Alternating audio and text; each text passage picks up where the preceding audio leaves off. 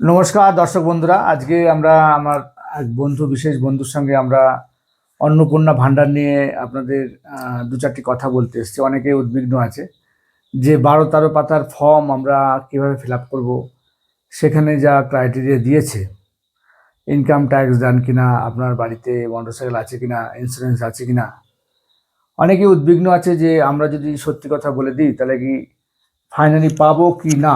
এটা নিয়ে কিন্তু অনেকের মনেই একটা সন্দেহ রয়েছে। তো সেই সন্দেহ দূর করার জন্য আমি আমার বন্ধুকে আজকে পডকাস্ট এনেছি, তার সঙ্গে আমরা ডিসকাস করব। তো স্বপন, তোমার কি মনে হয় যে লক্ষ্মীর ভাণ্ডার যারা আগে পেত, তারা তো সার্বজনীন একটা মমতা ব্যানার্জি স্কিম করেছিল, কিন্তু বিজেপি যেটা করছে সেটা হচ্ছে টার্গেটেড।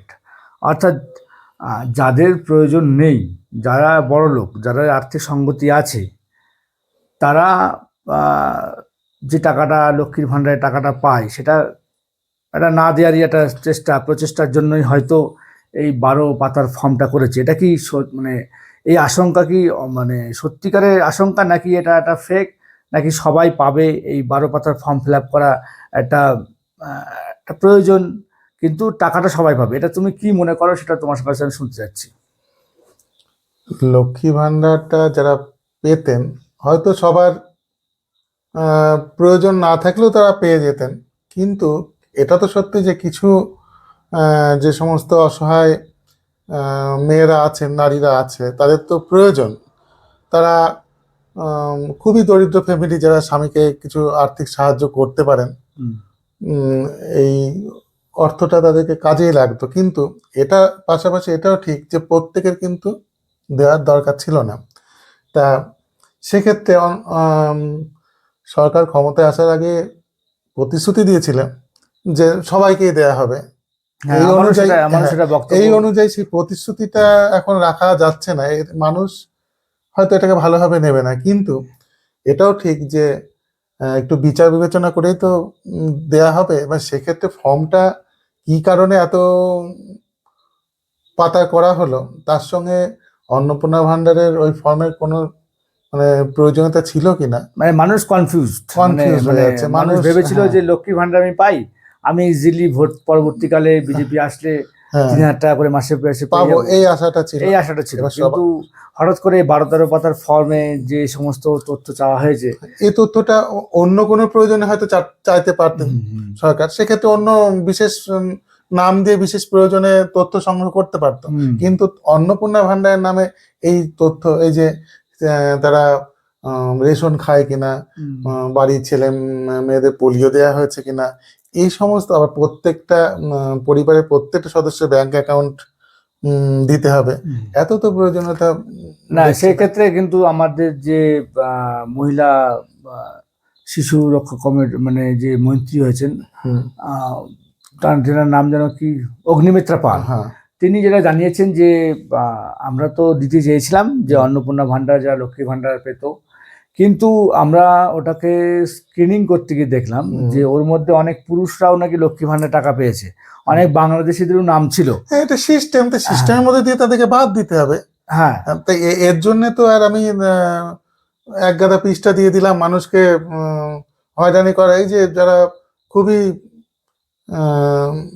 সমাজের নিম্ন স্তরে যারা আছে, ততটা পড়াশোনাও যায় না, অ্যাকচুয়ালি তারা ফিল আপ করতে পারবে না। কিছু পিছিয়ে পড়া সম্প্রদায় আছে, কিছু আদিবাসী সম্প্রদায় আছে, তারা তো সত্যি সেই সমস্ত সমাজের সেই স্তরে আমরা শুনছি বিএলওদের মাধ্যমে ফর্ম বিলি করা হবে। তারা তো আর বাড়ি বাড়ি গিয়ে ওই পাতা ফর্ম ফিল আপ করবে না, তারা সংগ্রহটা করতে পারে, দিতে পারে। এবার তাদেরকে তো কোনো না কোনো কারোর কাছে ছুটতে হবে অবশ্যই। এবার মানুষকেও তো তাদেরকে হেল্প করার জন্য সময়, সব থেকে বড় কথা কি, মানে 2-1 পাতার ফর্ম হয়, মানুষ ফিল আপ করে দেয়, যে কোনো শিক্ষিত মানুষের কাছে 12 পাতার ফর্ম নিয়ে গেলে তারা তো বারবার ওটা করতে চাইবে না। আর 2 নম্বর কথা, তোমার কাছ থেকে সমস্ত তথ্য তুমি কেনই বা বলবা, আমার ব্যাংক ব্যালেন্স কত, আমার ইন্স্যুরেন্স আছে কিনা, তাহলে তুমি থার্ড পারসন জেনে যাচ্ছে। তথ্য জানার অধিকার সরকারের আছে, কিন্তু এইভাবে তো অন্নপূর্ণা ভান্ডারের নামে তথ্য সংগ্রহ করা দরকার ছিল না। যাকে দেয়া হচ্ছে তিনি সার্ভিস করেন কিনা, বা তার আর্থিক অবস্থা ভালো কিনা, এটা তো তার অ্যাকাউন্ট, ব্যাংক অ্যাকাউন্ট, বা তার প্যান কার্ড, তার এই সমস্ত তথ্য তারটা সংগ্রহ করতে পারতো। হুম। আর যদি মনেই হয় যে যদি স্বামী বা পরিবারের অন্যান্য কেউ যদি মানে আর্থিক দিক থেকে সক্ষম হয়, তাহলে সেই মহিলাকে দেয়া হবে না, এইভাবে তো পরিষ্কার করে কিছু বলাও হয়নি।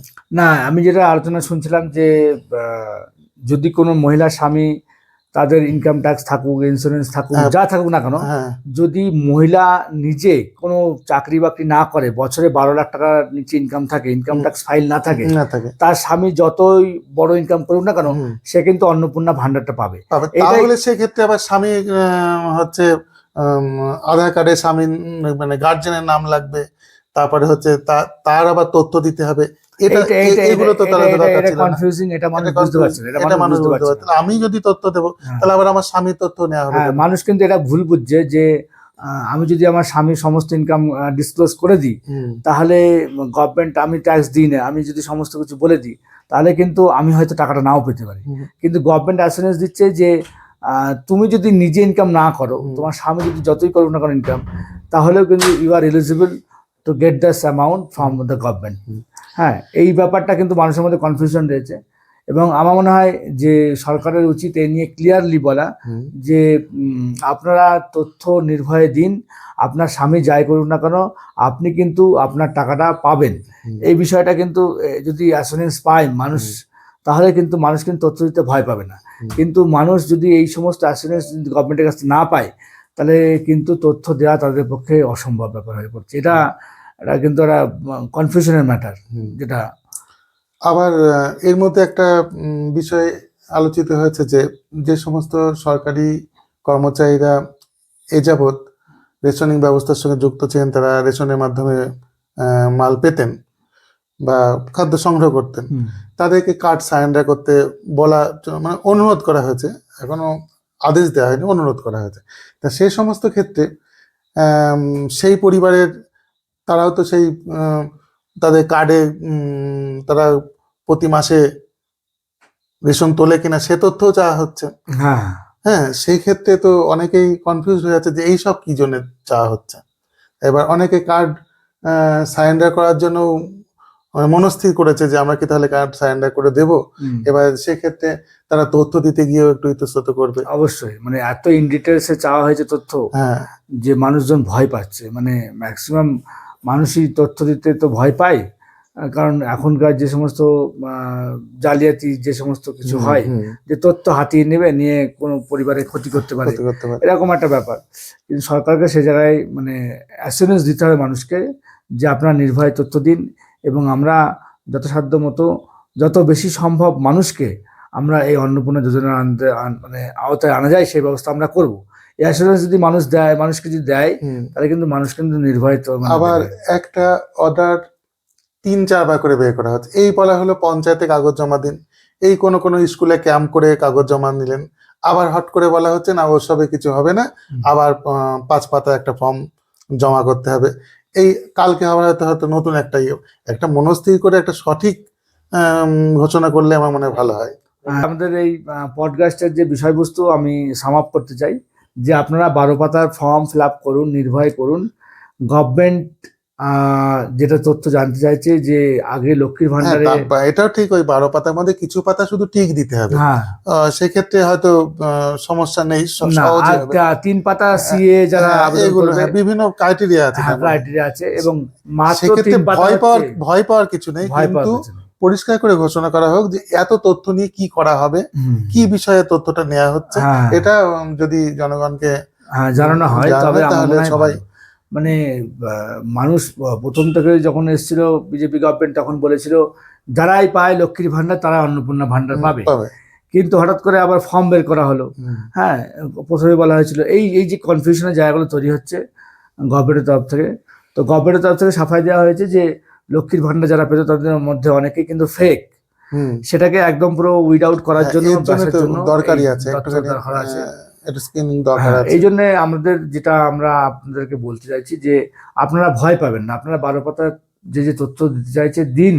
এবং আমার মনে হয় না, আপনি যদি নিজে চাকরি না করেন, আপনার যদি নিজস্ব কোনো সোর্স অফ ইনকাম না থাকে, বাৎসরিক 12 লক্ষ টাকার ওপরে যদি আপনার আয় না থাকে, আপনার স্বামী যত থাক না কেন, you are eligible to get hmm, ₹3,000 as a Annapurna Bhandar.